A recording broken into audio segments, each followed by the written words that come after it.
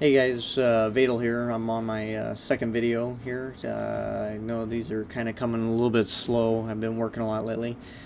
And the last one that I taped, I know I was kind of a little bit groggy from just waking up and stuff, so I apologize about it being a little bit boring. Hopefully I'm a little bit more upbeat about this. Um, what I'm showing here is I'm just going through all the different little fights and stuff, and as you can see, all of these ones are two actions, but you'll notice on the side that they're worth different types of base cred and stuff. I ended up picking what's called a tune-up fight. Basically, a tune-up fight is either somebody that you fought before or somebody that's just kind of lower than what your level's at, and it's just kind of like a allows you to kind of stay where you're at and stay level without advancing forward, but yet still picking up some cred on a fight and allowing you to get some points in. I like taking those because it kind of keeps you back from fighting the higher level guys, and it doesn't rush you in too far forward. I kind of covered that in the last video. I'm just kind of reiterating that it really helps you kind of mold into your career guy without jumping in there on expert, because if you try to advance too fast too quickly on expert, you can find yourself kind of behind the eight ball, and that kind of sucks. So what I've kind of been showing you guys here in the video, or at least what I was showing before, and I kind of got a little bit behind on the video, is I was just kind of showing you what my stats were at, because I kind of jumped ahead in this video. I've already had a few fights. I landed one fight of the year, but and got an extra 7,500 creds for that. But as you can see there, I was just showing you that I got my takedowns up to 69, and it should have been 70 because you're supposed to get 5 points per each train. But I ended up foobarring and pulling away a 3-star, which gave me 4 points instead of the full 5. So what I'm doing now is basically I'm doing my submission offense and trying to up my submission offense. And how you gain that obviously is by pulling off submissions. You see there a couple of the animations, me trying to grab for a Kimura, and obviously it's kind of a silly, stupid animation, but you just kind of swing openly and wildly for an arm, and you come up with nothing. It's very bad animation stuff, but whatever, it works. Kind of tells you that you're screwing up.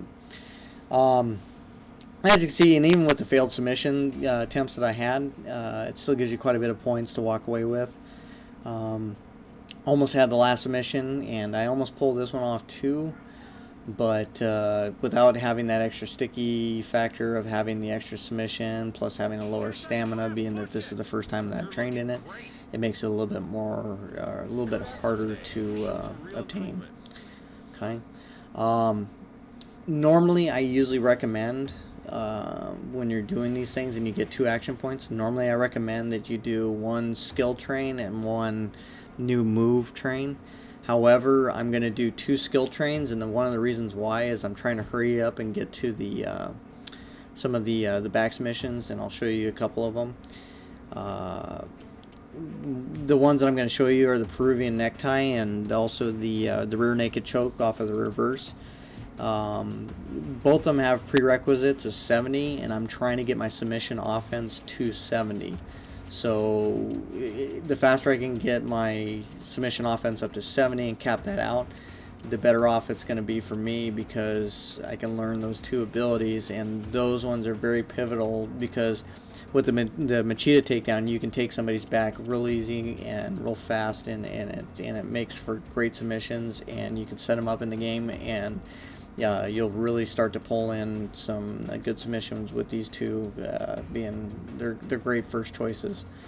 Okay, but once you do learn these moves and stuff, you'll be able to set it up quite rapidly and quickly. But I'm going to go ahead and back out of this, and I'm going to go and do another skill train, and I'm going to explain to you why you don't do 2 submission offenses in a row.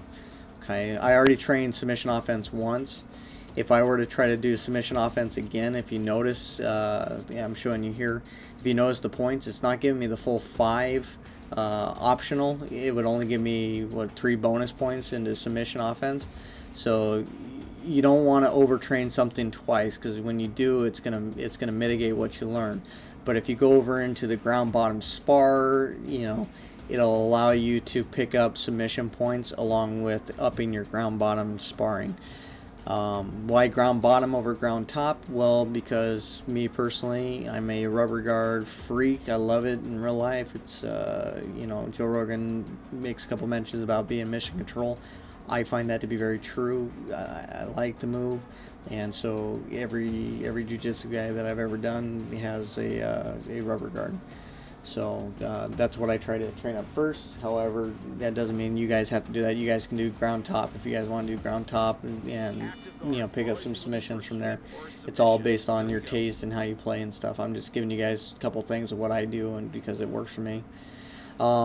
Basically, from the ground bottom spar, the main thing that you're trying to do here is you're just trying to you know, you're trying to get some type of escape, reversal, you know, or basically just, you know, do something in the defensive positioning, and it'll give you some points for that. A couple things that I did find that you know, you would think it would give you more points is like sweeps and stuff.